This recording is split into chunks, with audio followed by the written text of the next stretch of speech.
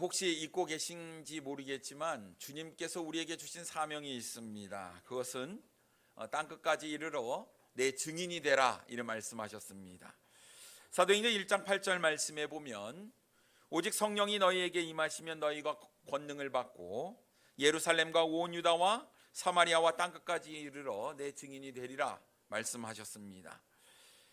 주님은 추수할 것이 많은데 추수하라 일꾼이 없다고 말씀을 하셨고요, 거두할 것은 많지만 거둘 수 있는 사람이 없다, 이래 말씀하셨습니다.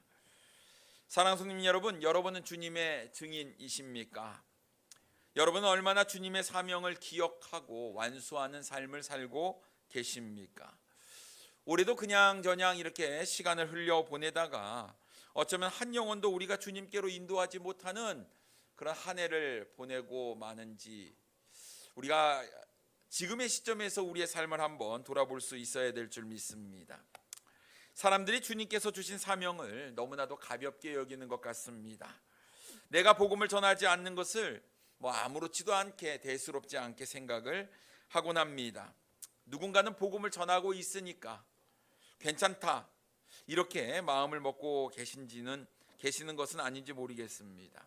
그런데 여러분, 누군가 나에게 복음을 전해준 사람이 있기 때문에 우리가 예수 그리스도를 믿게 되었고 또 천국의 소망을 가지고 살아가게 되는 것 아니겠습니까? 나만 예수 믿고 나만 천국 가는 것이 아니라 주님께서 구원받은 우리에게 분명히 말씀해 주신 이 사명, 땅끝까지 이르러 내 증인이 되어야 한다라는 이 말씀을 우리가 마음판에 새기고 어찌하든지 나를 통해서 한 영혼이라도 예수 그리스도를 영접하게 되는 놀라운 축복과 은혜를 우리가 누릴 수 있기를 바랍니다. 우리가 전하지 않는다면 어떻게 내 주위에 있는 사람들이 복음을 듣겠습니까? 내 가족, 내 친족, 믿지 않는 사람들에게 누군가는 복음을 전해야 될 텐데 내가 복음을 전하지 않으면 누가 복음을 전하겠습니까? 내가 전해야 됩니다. 내가 사랑하는 사람들, 내 손으로, 내 입술로, 나의 삶으로 예수 그리스도를 증거하고 복음을 전함으로 그 영혼이 영원한 불못에 들어가지 않고 주님 품에 갈 수 있도록 우리가 복음을 전해야 될 줄 믿습니다. 그래서 오늘 우리는 본문 말씀을 가지고 복음을 담대히 전하라 라는 제목으로 함께 은혜를 나누기를 원합니다. 첫 번째로, 어떤 방해에도 복음을 전하는 것을 포기하지 말아야 합니다. 거듭난 하나님의 자녀들은 하나님의 영광을 위해서 살아야 합니다. 하나님의 말씀에 순종하는 삶을 살아야 하지요. 특히 복음을 전하는 것은 우리의 사명임을 우리가 기억하고 매일 우리가 복음을 증거하는 삶을 살아야 하는 것입니다. 그런데 우리가 복음을 전하지 않는다 하면 이것은 직무유기에 해당하는 일이지요. 우리가 해야 할 일을 하지 않고 있다는 것은 주님께서 우리에게 분부하신 사명을 너무나 가볍게 여기는 것이며 또 우리의 마음이 사탄에게 조종당하고 있다는 사실을 우리가 깨달아야 하는 것입니다. 때로는 게으름, 나태함, 사단이 주는 그런 영향력 아래 우리의 마음을 빼앗겨버리고 있는 것은 아닌지요. 때로는 사단은 우리에게 두려움을 줘서 우리가 복음을 전하는 것을 못하게 방해하곤 합니다. 때로는 우리의 삶을 너무나 분주하게 만들어서 복음을 전할 생각조차 우리가 잊어버리고 살아가게 만드는 것이지요. 결국 우리가 복음을 전하는 것을 하지 못하게 되면 제일 기분 좋아하는 것은 사탄 아니겠습니까? 주님께서는 분명히 우리에게 한 영혼이 천하보다 귀하다 말씀하셨고 그 영혼을 구령하는 사명을 우리에게 주셨다고 하는데 우리가 모두 다 복음을 전하지 않고 있다면 사단은 너무나 기뻐 환호성을 치고 있지 않을까 생각이 됩니다. 우리가 오늘 본문 사도행전 4장을 보고 있는데요, 3장에 보면 베드로와 요한이 제9시 기도하는 시간에 성전에 기도하러 올라가다가 나면서부터 걷지 못한 안진뱅이, 성전 미문에서 구걸을 하고 있었던 그 안진뱅이를 예수 그리스도의 이름으로 고쳐주었던 사건이 기록되어 있습니다. 나면서부터 안진뱅이였어요. 서 있지를 못하는 겁니다. 평생 그의 나이가 40세가 되었는데 걸어보지도 못했던 이 안진뱅이가 예수 그리스도의 이름으로 깨끗하게 나음을 입고 하나님을 찬송하게 되는 정말 놀라운 하나님의 역사를 경험하게 되지요. 사도행전 3장 8절에 보면 뛰어서서 걸으며 그들과 함께 성전으로 들어가면서 걷기도 하고 뛰기도 하며 하나님을 찬송하니라고 말씀하고 있습니다. 얼마나 기뻤겠습니까? 하나님의 놀라운 은혜를 입은 거예요. 그가 있었던 것은 성전 미문이었습니다. 수많은 사람들이 하나님을 예배하기 위해서, 제사를 드리기 위해서 이 성전에 드는 것을 자기가 보고 있었지만 자신은 성전에 들어갈 수 없었습니다. 그러나 오늘 예수 그리스도의 이름으로 그는 놀라운 기적을 경험하게 되고 하나님을 찬양하고 찬송하게 되었다고 성경은 이야기하고 있습니다. 그런데 이 더 놀라운 사실은 이 안진뱅이를 늘 보아왔던 수많은 사람들이 그가 걷는 것, 하나님을 찬송하는 것을 보고 더 놀랐다라는 사실입니다. 사도행전 3장 9절과 10절 말씀에 보면 모든 백성이 그 걷는 것과 하나님을 찬송함을 보고 그가 본래 성전 미문에 앉아 구걸하던 사람인 줄 알고 그에게 일어난 일로 인하여 심히 놀랍게 여기며 놀라니라 라고 말씀하고 있습니다. 놀랐지요. 모두 다 하나님께서 살아서 역사하심을 경험하게 된 거예요. 이런 놀라운 일이 있은 후에 베드로와 요한이 복음을 전하는데 무려 남자의 수만 5천 명이나 되는 수많은 사람들이 예수님을 영접하게 되는 놀라운 또 기적이 일어나게 되었습니다. 4절 말씀에 보면 말씀을 듣는 사람 중에 믿는 자가 많으니 남자의 수가 약 5천이나 되었더라 라고 말씀하고 있습니다. 보는 거예요. 자신의 눈앞에서 일어난 놀라운 기적을 어떻게 경험했느냐? 예수 그리스도의 이름으로 이 놀라운 능력을 경험한 게 된 거예요. 그러니까 안진뱅이도 놀랐고 그것을 보고 있는 수많은 사람들도 놀랐다라는 사실입니다. 그러니 어떻게 하게 됩니까? 예수 그리스도를 믿는 사람들이 많아졌다라는 것을 우리가 알 수 있어요. 그런데 여러분, 모든 사람들이 이 기적을 보면서 예수 그리스도를 믿었냐? 그렇지는 않았다라는 사실입니다. 어떤 사람은 이 복음을 보고도 듣고도 복음을 거부하는 사람들이 있었고 오히려 또 복음을 전하지 못하도록 핍박하는 사람들도 있었습니다. 그 사람들이 누굽니까? 사두개인들이었어요. 이 사두개인들은요 부활을 믿지 않았습니다. 그런데 이 사도들이 부활하신 예수 그리스도를 증거하는 거예요. 그리고 이 부활하신 예수 그리스도의 이름의 능력을 통해서 안진뱅이가 고침을 받은 것도 그들이 보았습니다. 불안한 거예요. 이러면 안 되거든요. 자신이 믿는 교리가 맞아야 되고 자신이 지금까지 지켜왔던 전통이 맞아야 되는데 지금 자신도 보고 있는데 놀라운 기적의 역사가 일어난 것입니다. 안 되지요. 이것을 막아야만 했습니다. 그래서 사도들이 복음을 전해 예수 그리스도를 믿는 사람들이 늘어나는 것을 방해하기 위해서 사도들을 잡아다가 옥에 가두어 버리게 되지요. 3절 말씀에 보면 그들을 잡음에 날이 이미 저물었으므로 이튿날까지 가두었으나 라고 말씀하고 있습니다. 여러분, 사두개인들이 왜 이렇게 했느냐? 이 사두개인들은요 사내들인 공회의 회원들이었습니다. 막강한 힘과 권력을 가지고 있는 사람들이었지요. 결국 다음 날 이 베드로와 요한이 사내들인 공회의 재판에 넘겨지게 됩니다. 여러분, 이 사내들이 공회는요 대제사장을 의장으로 두고 70명의 회원들이 있었거든요. 근데 이 사두개인들이 이 회원이었습니다. 심각한 종교적인 문제를 최종적으로 재판하는 그런 기구였지요. 유대의 최고 의결 기관이었으니 이 재판에 넘겨져서 여기서 결정난 그 결정은 그의 삶에 심각한 영향을 주게 되는 겁니다. 만약 여기서 출교를 선언하게 되면 더 이상 이 사람은 이스라엘 사회, 유대 사회에서 머물러 있을 수가 없었다라는 것입니다. 뿐만 아니라 사형을 언도받게 되면 생명이 이제 끝나는 거예요. 그렇기 때문에 사회에서 매장당하는 일이 이 사내들인 공회의 결정에 따라서 주어지게 되는 겁니다.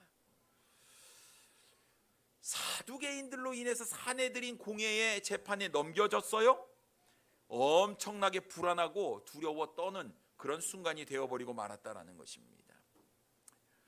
베드로와 요한을 사내들인 공회 가운데에 세우고 너희들이 도대체 무슨 권세와 누구의 이름으로 이 일을 행했냐며 신문을 하기 시작했습니다. 여러분, 이 수많은 사람들 앞에서 이 재판을 받는 것이 얼마나 부담스럽겠습니까? 어찌 보면 그들의 생사가 달린 문제였어요. 혹시 지금 말 한마디라도 잘못하게 되면 그 즉시 매장당할 수 있는 그런 위험한 순간 가운데 그들이 서 있었습니다. 베드로와 요한이 뭘 잘못했단 말입니까? 자기가 믿는 예수 그리스도를 전했고 예수 그리스도의 이름의 능력으로 놀라운 기적이 일어났습니다. 그래서 수많은 사람들이 예수 그리스도를 믿게 되는 이러한 순간에 베드로와 요한이 잘못한 것이 뭐가 있다는 말입니까? 사람들에게 유익을 주었는데 말입니다.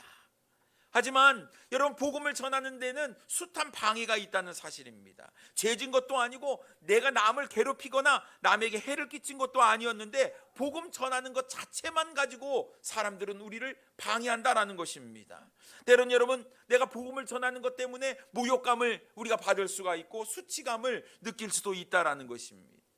내가 예수 믿는 것 때문에, 내가 예수 믿는 것을 밝히는 것 때문에 불이익을 당하기도 합니다. 복음을 전하는 것이 쉽지는 않습니다. 예부터 그래 왔습니다. 하지만 베드로와 요한은 종교 지도자들의 위협과 협박에도 불구하고 주눅들지 않았다라는 것입니다. 오히려 그들은 담대히 복음을 증거하게 되지요. 10절 말씀에 보면 너희와 모든 이스라엘 백성들은 알라. 너희가 십자가에 못 박고 하나님이 죽은 자 가운데서 살리신 나사렛 예수 그리스도의 이름으로 이 사람이 건강하게 되어 너희 앞에 섰느니라 라고 말씀하고 있습니다. 이 놀라운 일이 누구 때문에 일어났느냐? 너희가 십자가에 못 박고 하나님이 죽은 자 가운데서 살리신 나사렛 예수 그리스도의 이름으로 이렇게 되었다라고 오히려 그들은 당당하게 부활하신 예수 그리스도를 증거하고 있다는 사실입니다. 여러분, 산헤드린 공회 회원들이 깜짝 놀랐습니다. 지금 이 분위기에 자신들의 힘과 권력으로 엄포를 놓으면 사도들이 꼼짝 못하고 자신의 잘못을 인정하게 될 거라고 생각을 했는데 오히려 사도들은 담대하게 분명하게 정확하게 복음을 전했다라는 사실이지요. 여러분, 유대의 절대 권력이었던 산헤드린 공회에 맞서는 그들의 모습, 더 놀라운 것은 지금 이 산헤드린 공회 사람들은요, 이 베드로와 요한이 어떤 사람인지 잘 알고 있었다는 사실입니다. 갈릴리 총구석에서 태어났어요. 평생 고기를 잡던 어부 출신이었습니다. 그들이 분명 학문 없는 범인으로 알고 있었는데 오늘 지금 산헤드린 공회 재판에서 이야기하는 것은 정확하게 율법에 대해서, 정확하게 예수 그리스도에 대해서, 복음에 대해서 정확하고 담대하게 전하고 있었다는 사실입니다. 아닌 거예요. 자신이 알고 있었던 사람이 아니었다라는 것입니다. 13절 말씀에 보면요, 그들이 베드로와 요한이 담대하게 말함을 보고 그들을 본래 학문 없는 범인으로 알았다가 이상히 여기며 또 전에 예수와 함께 있던 줄도 알고라고 말씀하고 있습니다. 사람들이 우리가 예수님 믿는 것을 알고 있어요. 그런데 우리가 복음을 전하지 않는다면 오히려 더 이상하게 생각하지 않을까요? 아니, 저 사람은 왜 예수 믿는데 나에게 복음을 전하지 않을까? 우리는 나름 두려워가지고 복음을 전하지 못할 수 있는데요, 여러분, 아니에요. 담대하게 우리가 복음을 증거해야 될 줄 믿습니다. 때로는 조목조목하고 정확하고 분명하게 복음이 무엇인지, 예수 그리스도가 어떤 분이신지 우리가 이것에 대해서 정확하게 이야기할 수 있어야 하는 것입니다. 그러면 깜짝 놀라는 거예요. 왜냐하면 사실은요, 예수님에 대해서 얼핏 들은 것은 있고 알 수는 있지만 정확하게 복음에 대해서 모르는 사람들이 너무 많기 때문에 그렇습니다. 뿐만 아니라 여러분이 산헤드린 공회 회원들이 깜짝 놀랐던 이유 중에 한 가지는 병고침을 받고 하나님을 찬송했던 그 안진뱅이가 이 베드로와 요한과 함께 서 있었던 것이었습니다. 40년 동안 고통받는 것을 모든 유대인들이 다 알고 있었어요. 왜냐하면 하나님께 제사를 드리러 가는 이 성전 미문에 앉아서 구걸하는 사람이었기 때문에 그렇습니다. 주님의 은혜로 병에서 깨끗이 나음을 입었던 그가 사도들과 함께 있는 거예요. 확실한 증거가 바로 이 사람이었습니다. 14절 말씀에 보면 또 병 나은 사람이 그들과 함께 서 있는 것을 보고 비난할 말이 없는지라 라고 말씀하고 있습니다. 여러분, 이렇게 확실한 증거가 있는데 사내들인 공회라고 할지라도 이것을 비난하거나 거절할 수 있겠습니까? 없는 거예요. 16절 말씀에 보니 이 사람들을 어떻게 할까, 그들로 말미암아 유명한 표적 나타난 것이 예루살렘에 사는 모든 사람에게 알려졌으니 우리도 부인할 수 없는지라 라고 말씀하고 있습니다. 우리도 이거 부인할 수 없다. 확실한 증거가 있다. 예수 그리스도의 이름의 능력으로 분명히 이 사람이 병 고침을 받았고, 그래서 이로 인해서 수많은 사람들이 예수 그리스도를 믿고 구원받는 놀라운 역사가 일어난 것을 이 사내들인 공회 회원들조차도 부인할 수가 없었다고 성경은 이야기하고 있습니다. 그럼에도 불구하고 복음을 받아들이지 않는 거예요. 거부하고 있었다라는 것입니다. 여러분, 사람들이요, 복음, 예수, 여러분 몰라서 거부하는 것이 아니다라는 것입니다. 복음이 옳다는 것을 알아요. 복음을 통해서 수많은 영혼들이 구원받는 놀라운 역사가 일어나는 것도 그들이 압니다. 실제로 우리가 예수 그리스도를 믿고 나서 우리의 가치관이 변하고 우리의 삶이 변화된 것을 보고도 예수 믿는 사람들은 다르구나라는 사실을 사람들이 안다라는 사실입니다. 그럼에도 불구하고 복음을 거부하고 받아들이지 않는 거예요. 비난할 만한 어떠한 것이 없는데도 불구하고 그들은 인정하지 아니하고 계속해서 비난하고 있다는 사실입니다. 오히려 더 강하게 나옵니다. 자신의 힘과 권력으로 누르고 어찌하든지 이 복음이 전하지 못하도록, 복음이 선포되지 못하도록 막는 것. 여러분, 17절 18절 보겠습니다. 이것이 민간에 더 퍼지지 못하게 그들을 위협하여 이후에는 이 이름으로 아무에게도 말하지 말게 하자 하고 그들을 불러 경고하여 도무지 예수의 이름으로 말하지도 말고 가르치지도 말라 하니라고 말씀하고 있습니다. 위협과 협박은 계속되었습니다. 더 이상 예수의 이름으로 말하지도 말고 가르치지도 말라. 여러분, 사탄은 계속해서 우리를 방해할 것입니다. 우리가 복음을 어찌하든지 전하지 못하도록 회방하겠죠. 위협하겠죠. 협박하겠죠. 이번 추석 연휴를 어떻게 보내셨습니까? 또 예수님을 믿는 가정들과 함께 명절을 보내시는 분들은 주님을 찬양하고 예배하고 온 가족이 모여서 아주 즐거운 시간을 보냈으리라고 믿습니다. 그러나 만약 가족 중에 믿지 않는 분들이 계신다 하면 명절이 되면 조금 걱정이 앞서는 거예요. 제사를 드려야 되고 제사 음식을 또 차려야 되고 또 절을 해야 되는 이런 문제로 또 고민하는 분들도 계실 줄 믿습니다. 아이고, 예수 믿는 것들은 안 돼, 조상도 모르고 이러면서 비난의 손가락질 우리가 받을 수도 있다라는 사실이지요. 이런 상황들이 너무나 힘들고 어렵습니다. 그래서 자리를 피해 보기도 하고 때로는 그냥 수치감을 느끼고 모멸감을 느끼지만 그냥 입을 다물고 있습니다. 그냥 우리 예수 믿는 사람들은 절하지 않고 그냥 기도하고 이렇게 하는 그런 모습들 때문에 우리가 지탄을 받기도 하고 손가락질을 받는 것이지요. 갈수록 분위기가 좋아지지 않을 수도 있다라는 것입니다. 사탄은요, 분명히 우리가 믿음을 지키지 못하도록 온갖 방해 공작을 펼칠 것입니다. 그래요, 압니다. 정말 힘들고 괴롭다는 것을 압니다. 그래서 어떤 이 명절이요, 행복하고 즐거워야 되는데 지옥 같은 명절이 될 수도 있는 것 압니다. 그런데 여러분, 한번 생각해 보십시오. 어쩌면 이때가 우리가 복음을 전할 때인 것을 우리가 기억해야 한다는 사실입니다. 언제 여러분 믿지 않는 가족을 만나겠습니까? 언제 믿지 않는 친척들에게 복음을 전할 기회를 가질 수가 있겠습니까? 어쩌면 이때야말로 주님께서 우리에게 복음을 증거하라는 기회를 주신 것일 수도 있다라는 사실이지요. 주님께서 분명히 말씀하시길 때를 얻든지 못 얻든지 복음을 전해야 한다 말씀하셨습니다. 우리는 어찌하든지 복음을 증거해야 됩니다. 내가 만난 예수, 내가 믿는 예수, 나를 구원하여 주신 그 예수 그리스도에 대해서 우리가 증거해야 하는 것이죠.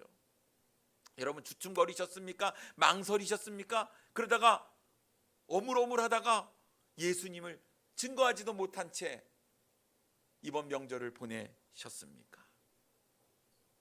어쩌면 만약 우리가 전할 수 있는 기회가 있었는데 전하지 못했다고 한다면 우리는 사탄의 유혹에 넘어간 거예요.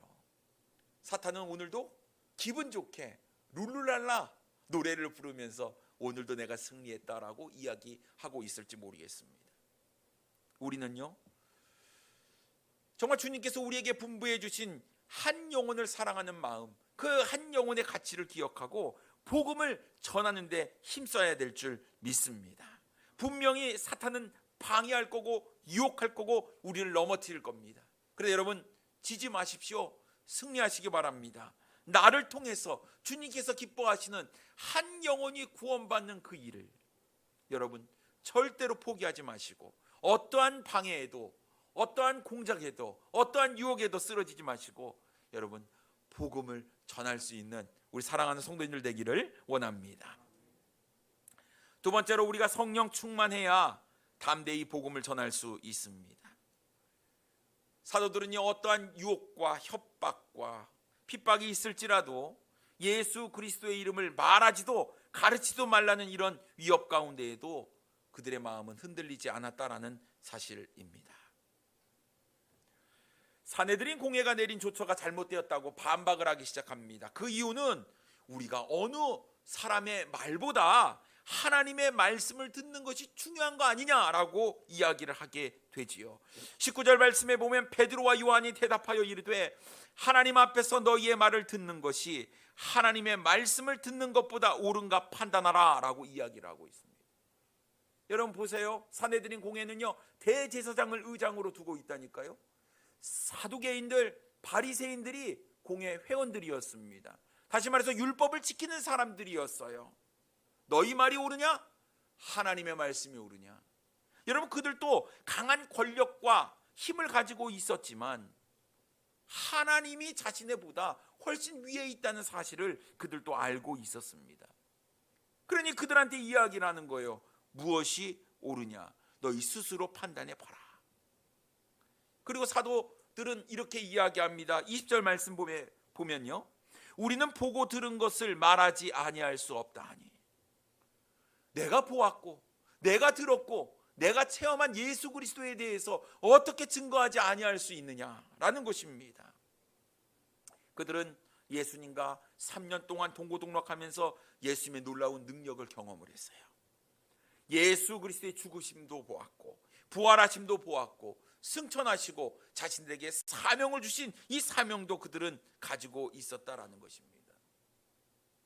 그리고 그 사명대로 예수 그리스도의 이름을 증거하기 시작하니 여러분, 병고침의 역사도 일어나고 영원히 구원받는 놀라운 역사도 일어나는 것을 자신들이 경험하고 있었어요.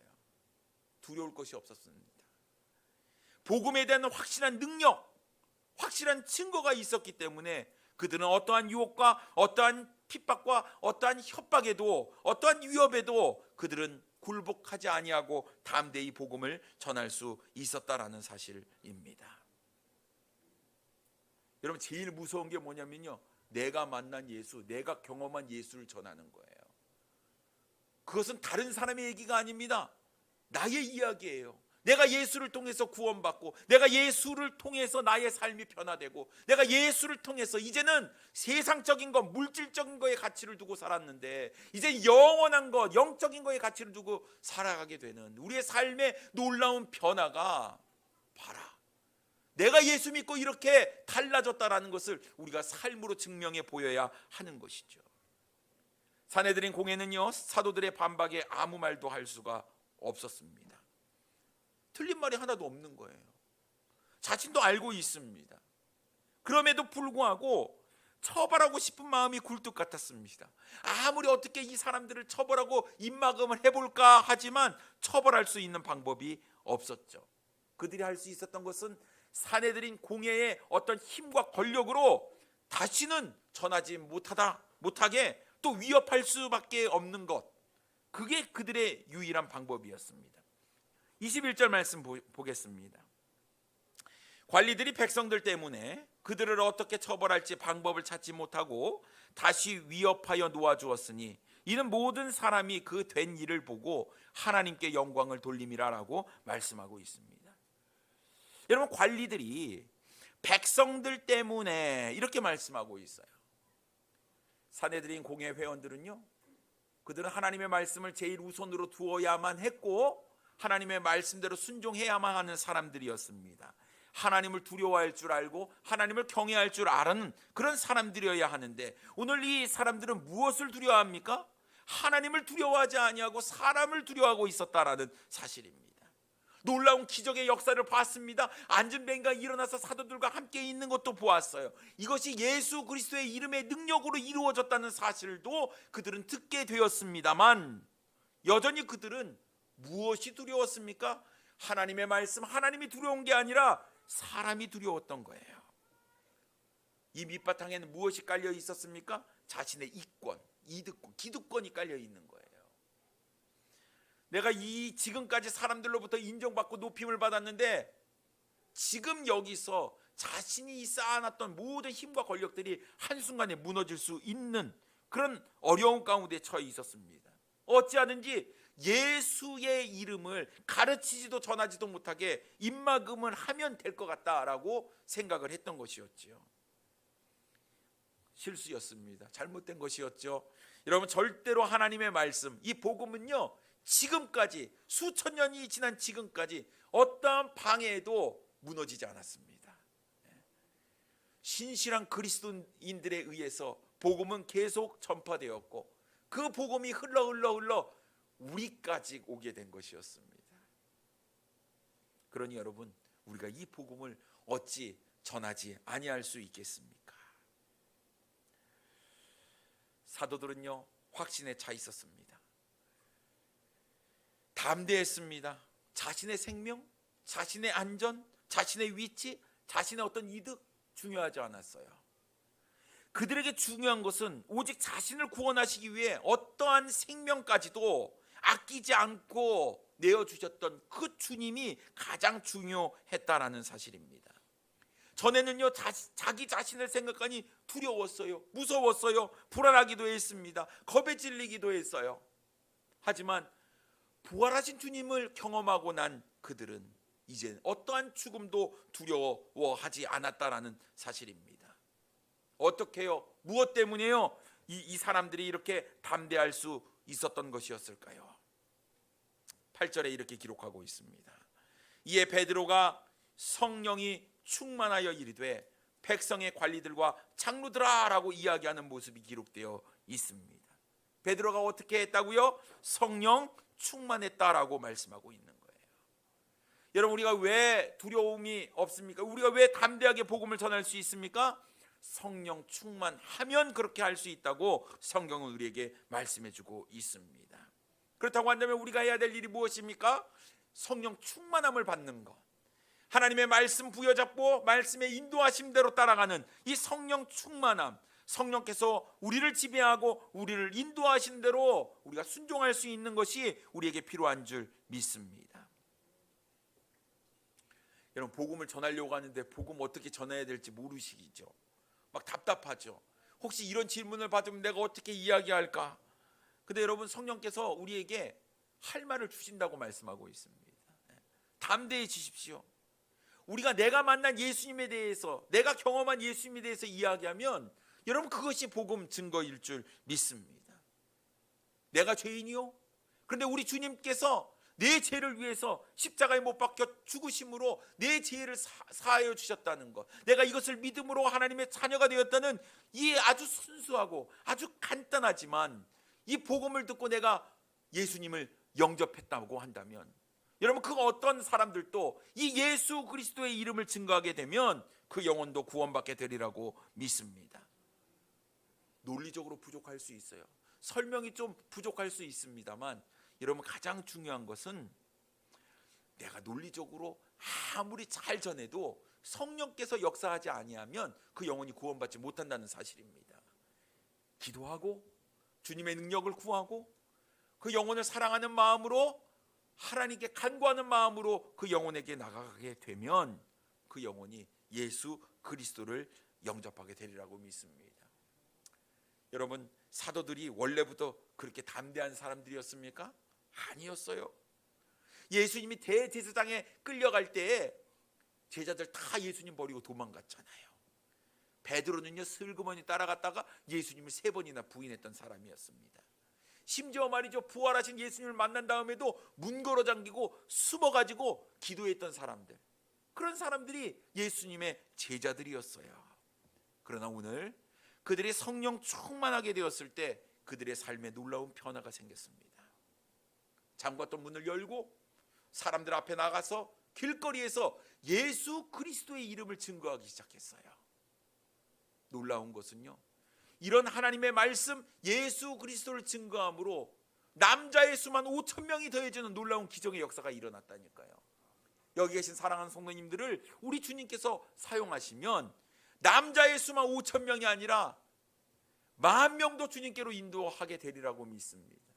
그러니 여러분, 성령 인도하심에 우리의 삶을 내어드리십시오. 내 생각, 내 불안, 내 걱정, 내 염려, 나는 안 돼, 나는 못해, 이런저런 핑계로 주님께서 우리에게 주신 사명을 우리가 완수하지 못하는 이런 어리석음 내려놓으시고, 사단의 유혹 가운데 여러분 마음을 빼앗기지 마시고 담대하게 복음을 증거하시는 우리 사랑하는 성도님들 되기를 원합니다.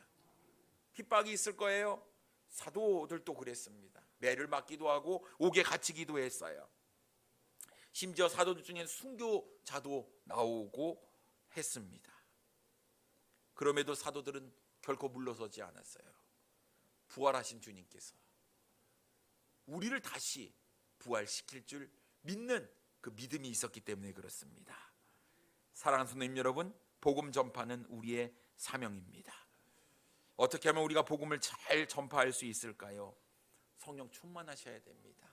주님과 동행하시고 하나님의 말씀 가운데 우리의 삶의 가치관이 바뀌어서 이제는 내 삶 내려놓고 주님께서 원하시는 삶을 우리가 살기 위해서 노력하는 가운데에 주님의 인도하심에 따라 복음을 증거할 수 있는 우리 사랑하는 성도님들 되기를 원합니다. 내일까지 연휴네요. 혹시 여러분 믿지 않는 가족들을 만나게 되었을 때 여러분 절대로 이 기회를 놓치지 마시기 바랍니다. 주님을 증거하시고 우리가 기도하는 마음으로 복음을 전하게 되면 우리 주님께서 그 마음 가운데에 놀라운 역사를 일으키셔서 그 영혼이 주님께로 나오게 될 줄 믿습니다. 포기하지 마십시오. 나를 통해서, 우리를 통해서 한 영혼이라도 구원받는 그 위대한 그 순간을 우리가 체험하고 경험할 수 있는 우리 성도님들 되기를 원합니다. 기도하겠습니다.